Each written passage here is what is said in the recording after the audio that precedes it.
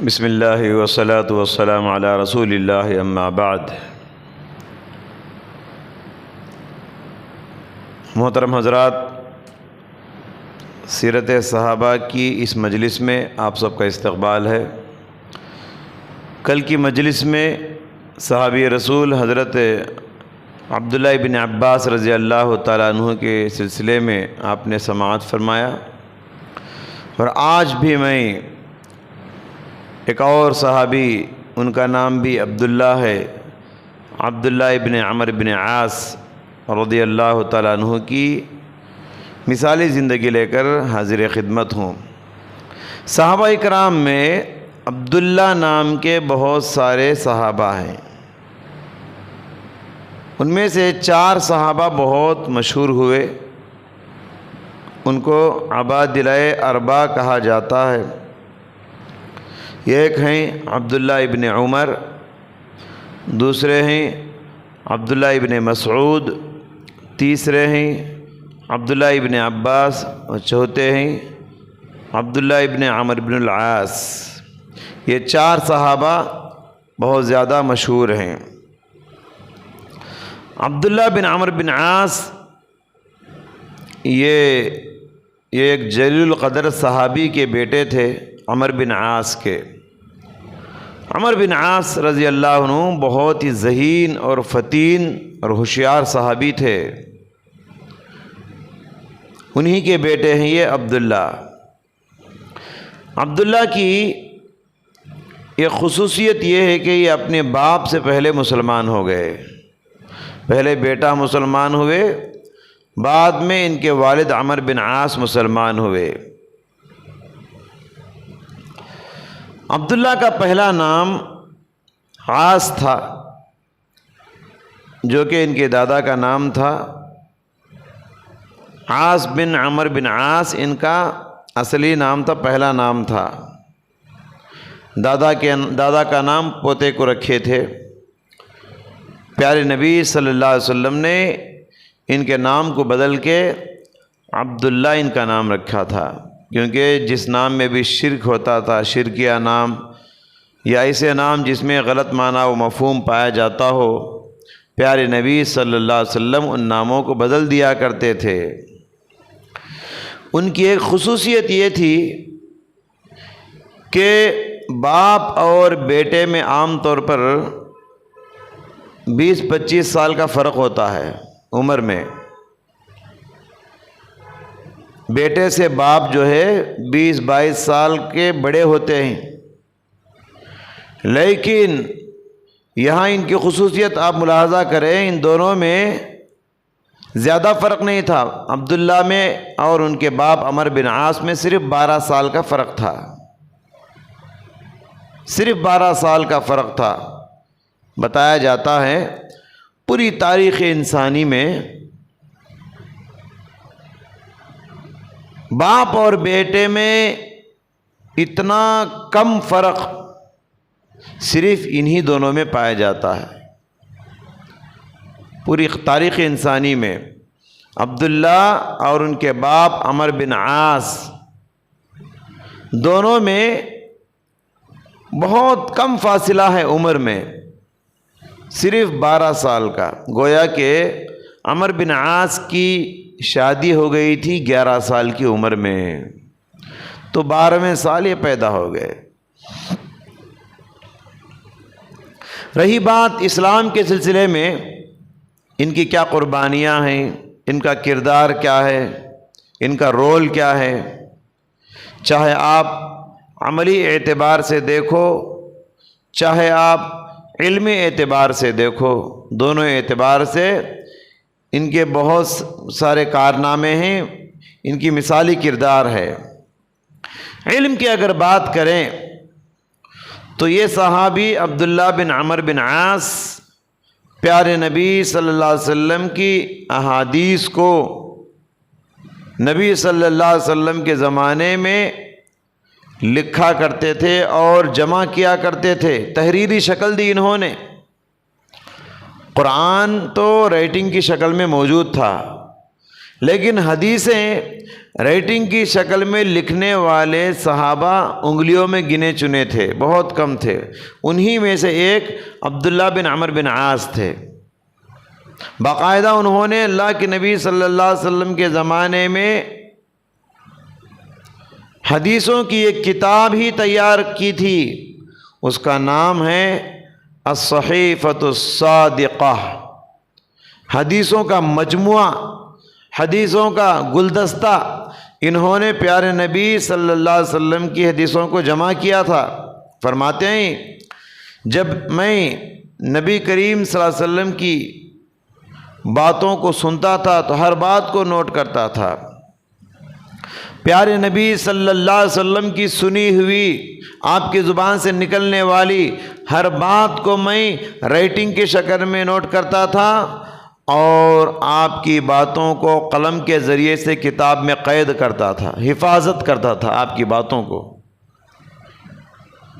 تو بعض قریش کے لوگوں نے مجھے منع کیا، نبی کی ہر بات مت لکھو، کیونکہ نبی بھی انسان ہیں، وہ بھی بشر ہیں، شاید ان کی کوئی بات بشری تقاضے کے دائرے میں آتی ہو، جیسے انسان بھول جاتا ہے، بھول کے انسان کبھی غلط بول جاتا ہے، تو نبی بھی انسان ہیں، ان کی ہر بات لکھنے کی نہیں ہوتی، ہر بات مت لکھو۔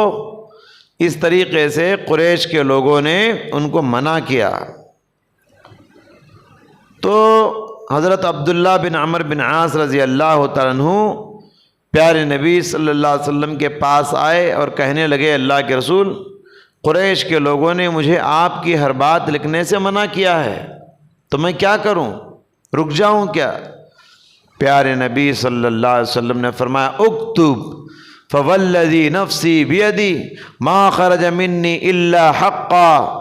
اے عبداللہ، تم ہر بات لکھے جاؤ، ہر بات کو نوٹ کیے جاؤ، اس لیے کہ قسم ہے اس ذات کی جس کے ہاتھ میں میری جان ہے، میری زبان سے نکلنے والا ہر لفظ برحق ہوتا ہے، میری زبان سے نکلنے والا ہر جملہ یہ برحق ہوتا ہے، کوئی غلط بات میری زبان سے نکلتی نہیں۔ کتب احادیث میں حضرت عمر بن شعیب عن ابیہ عن جدہ، عن عمر بن شعیب عن ابیہ عن جدہ، اس طرح کے اسانید آپ بہت سے مرتبہ سنیں گے، کتابوں میں پڑھیں گے۔ تو عن عمر بن شعیب عن ابیہ عن جدہ کی جتنے بھی اسانید ہیں، یہ سب کے سب حضرت عبداللہ بن عمرو بن عاص رضی اللہ تعالیٰ عنہ سے مروی ہیں۔ جب تدوین حدیث کا زمانہ آیا، یعنی حدیثوں کو جمع کرنے کا زمانہ آیا، اس وقت حضرت عبداللہ بن عمرو بن عاص رضی اللہ تعالیٰ عنہ کی لکھی ہوئی حدیثوں کی ان کی وہ کتاب الصحیفۃ الصادقہ ایک ثبوت کی شکل میں سامنے آئی۔ ان کو علم حاصل کرنے کا اتنا زیادہ شوق تھا کہ اہل کتاب کی زبان، سریانی زبان جسے کہا جاتا ہے، اہل کتاب کی زبان ملک شام کی قدیم زبان تھی، سریانی یا سریانی اس کو کہا جاتا ہے۔ اس لینگویج کو بھی انہوں نے یاد کیا تھا، وہ لینگویج وہ جانتے تھے۔ یہ تھا ان کا علمی کردار۔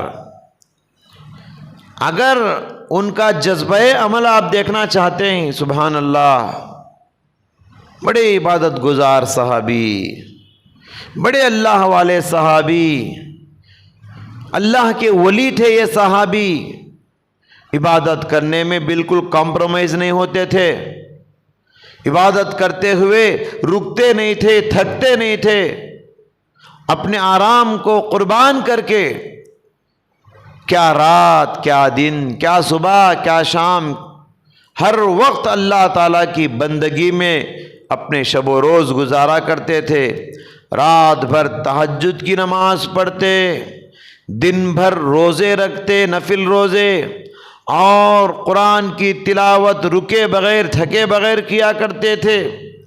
یہ اتنی عبادت کرتے تھے، ان کی عبادت کے چرچے مدینہ شہر میں ہونے لگے، اور کہ ان کی حد سے بڑھ کر جو عبادت وہ کیا کرتے تھے، ان کی عبادت کو صحابہ کرام نے ایک شکایت کے طور پہ پیارے نبی صلی اللہ علیہ وسلم کے پاس پیش کیا۔ تو اللہ کے نبی صلی اللہ علیہ وسلم نے پوچھا، عبداللہ کو بلا کر پوچھا، اے عبداللہ مجھے پتہ چلا ہے کہ تم رات بھر تہجد کی نماز پڑھتے ہو، دن بھر نفل روزے رکھتے ہو، ناغہ نہیں کرتے ہو، اور قرآن کریم روزانہ ایک مرتبہ قرآن پڑھ کے ختم کرتے ہو۔ اللہ اکبر! اس وقت جتنا قرآن نازل ہوا تھا، پورا قرآن ایک دن میں پورا قرآن پڑھ لیتے تھے۔ آپ اندازہ لگائیں، ہم لوگ ایک دن میں 2-4 پارے پڑھنے کے لیے کتنی تکلیف ہوتی ہے، کمر درد ہوتی ہے، آنکھیں دکھنے لگتی ہیں، پیٹھ درد دکھتی ہے، جی ایک دن میں پورا قرآن ختم کر لیا کرتے تھے، اتنا عبادت کرتے تھے، اور وہ قرآن روزے کی حالت میں ختم کرتے تھے، رات میں سوتے نہیں تھے، پوری رات تہجد کی نماز ادا کرتے تھے، کیسی بندگی کرتے تھے۔ تو پیارے نبی نے ان کو بلا کر کہا، عبداللہ ایسے مت کرو، ایسا مت کرو، رات کا کچھ حصہ سو جایا کرو اور رات کا کچھ حصہ تہجد کی نماز پڑھا کرو۔ اور کہا رہی بات جہاں تک تمہارے روزے کی بات ہے، فرمایا کہ روزانہ روزہ مت رکھو، مہینے میں 3 روزے رکھ لیا کرو بس۔ پھر فرمایا کہ جو بندہ 1 روزہ رکھتا ہے، 1 نیکی کرتا ہے، 10 نیکیوں کا ثواب ملتا ہے۔ 1 روزہ رکھا، 10 روزوں کا ثواب ملے گا۔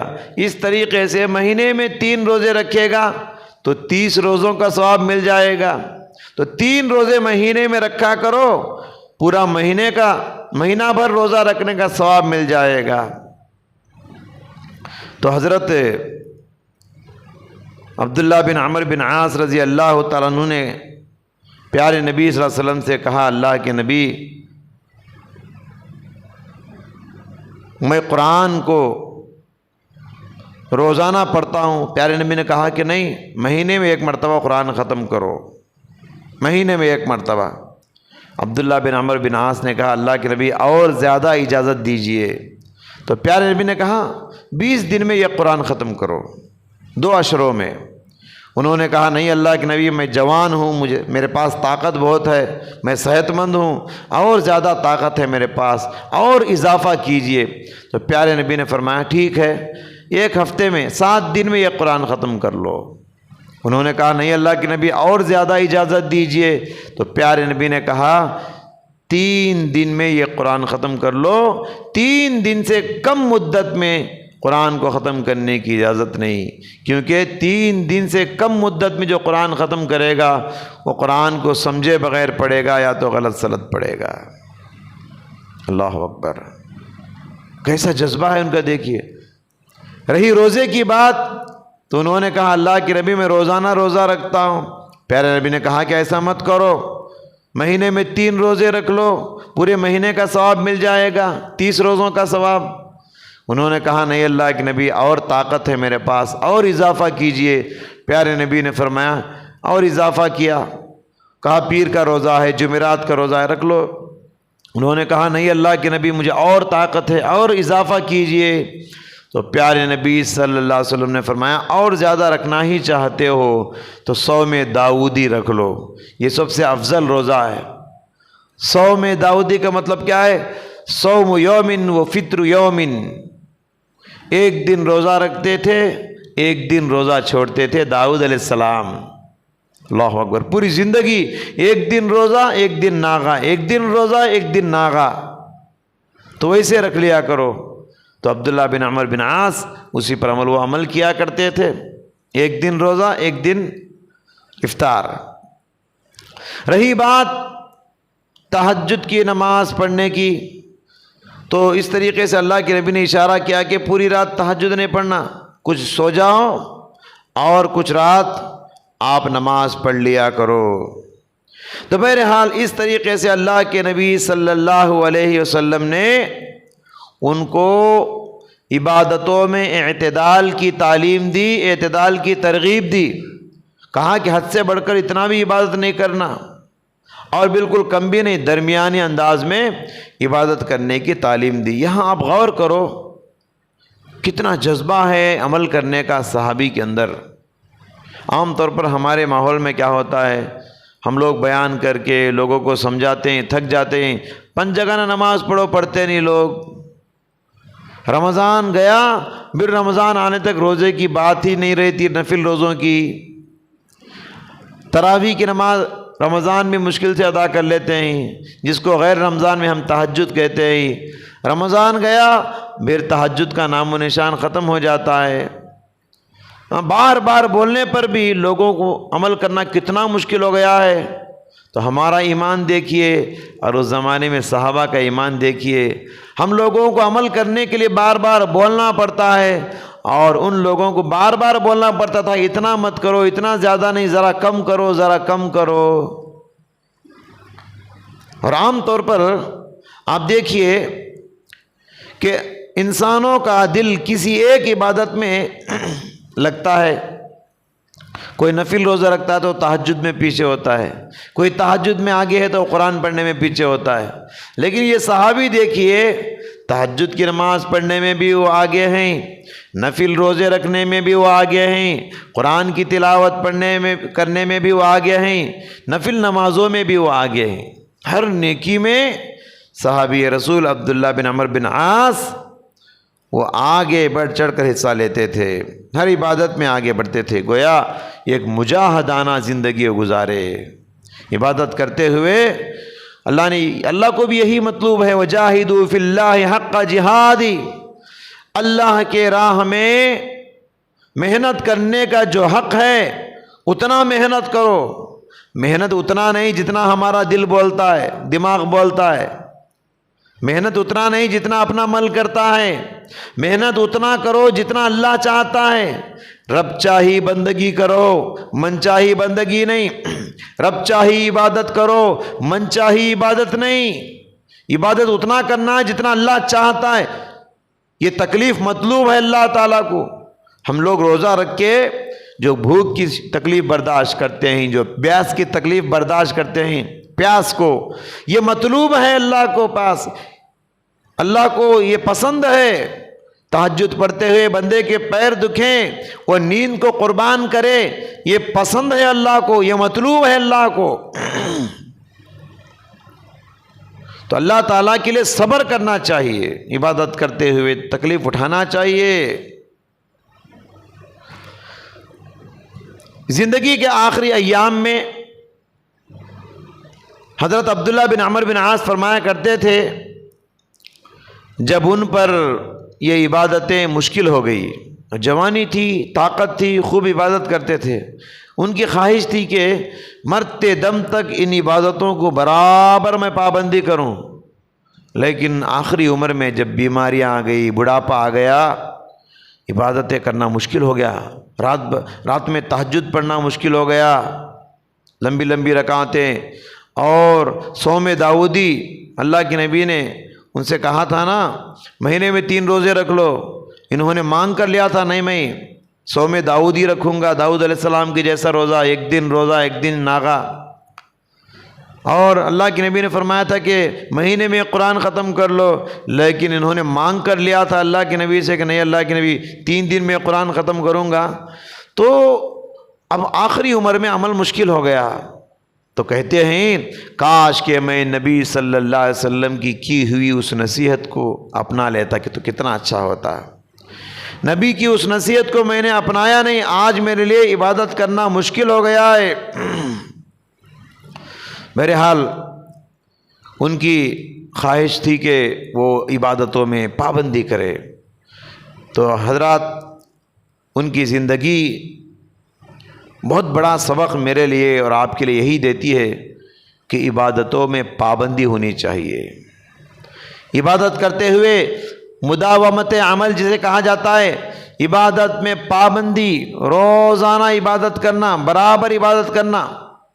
ایسا نہیں کہ دل میں آئے تو عبادت کر لیے، دل میں آئے تو عبادت چھوڑ دیے، 4 دن جوش آیا تہجد کی نماز پڑھ لیے، 4 دن جوش ختم ہوا تہجد کی نماز چھوڑ دیے، ایسا نہیں۔ عبادتوں میں پابندی ان کی زندگی کی سب سے اہم پیغام ہے۔ عبادات کے لیے اللہ تبارک و تعالیٰ کو وہی عمل پسند ہے جس میں پابندی کی جاتی ہے۔ عبادتوں پہ جمنا چاہیے، عبادتوں میں جم کر عمل کرنا چاہیے۔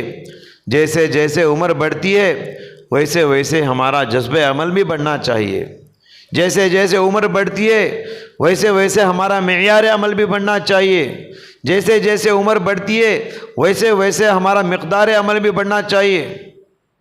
عمل کی کوانٹٹی بھی بڑھے، عمل کی کوالٹی بھی بڑھے جیسے ہماری عمر بڑھتی ہے۔ لیکن ہوتا کیا ہے، عمر بڑھتی ہے لیکن عمل گھٹتا ہے، عمل کی کوالٹی بھی گھٹتی ہے، عمل کی کوانٹٹی بھی ہم کم کر دیتے ہیں عمر بڑھتی ہے تو۔ ایسا نہیں ہونا چاہیے۔ بہرحال حضرت عبداللہ بن عمرو بن عاص ایک مثالی زندگی گزارنے کے بعد سن 60 پر 3 ہجری میں، بعض روایتوں میں سن 60 پر 5 ہجری میں وہ اللہ کے پیارے ہو گئے، رضی اللہ تعالی عنہ و ارضاہ۔ اللہ سے دعا ہے اللہ سبحانہ و تعالی ہم سب کو صحابہ کی زندگیوں کو نمونہ بنا کر زندگی گزارنے کی توفیق عطا فرمائے، آمین۔ وصلی اللہ تعالی وسلم علی خیر خلقہ محمد و آلہ و اصحابہ اجمعین۔